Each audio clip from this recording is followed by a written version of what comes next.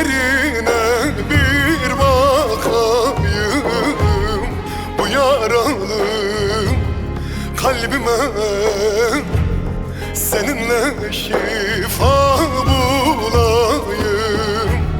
Bu yaraya derman sensin, tabipler derdim ne bilsin. Gitme canım, gitme, gitme, gitme, kal bu gece.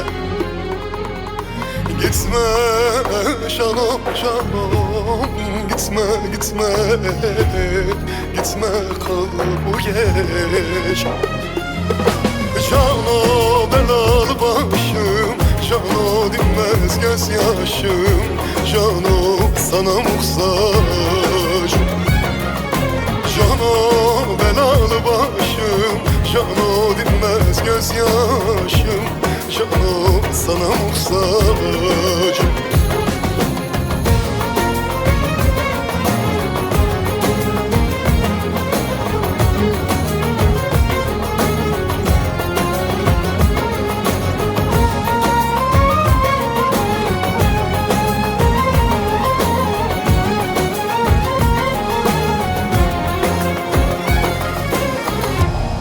Seni yazdım sol yanıma, tac eyledim bu başıma.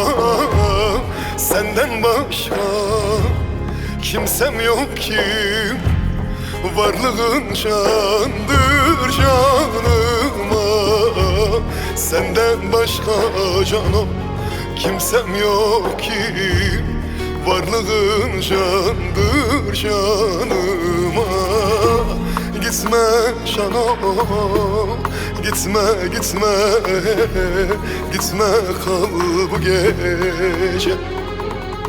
Gitme canım, gitme, gitme, gitme, gitme, kal bu gece. Cano belalı başım, cano dinmez gözyaşım, cano sana muhtacım. Cano belalı başım, cano dinmez gözyaşım, cano sana muhtacım. Cano, bugün ayrılığın ilk günü. Sensizliğin son durağındayım, yokluğunun sıratındayım Cano. Kefen biçtim hasretine, bir kömrüm yetmeyecek Cano. Bir kömrüm yetmeyecek sensiz bu bekleyişe. Yokluğun acı, hasretin ölüm, yaşatmaz bu ayrılık beni Cano. Öldürür bu hasretlik beni Cano. Öldürür bu hasretlik beni Cano. Cano, Cano. Cano belalı başım, cano dinmez gözyaşım, cano sana muhtacım. Cano belalı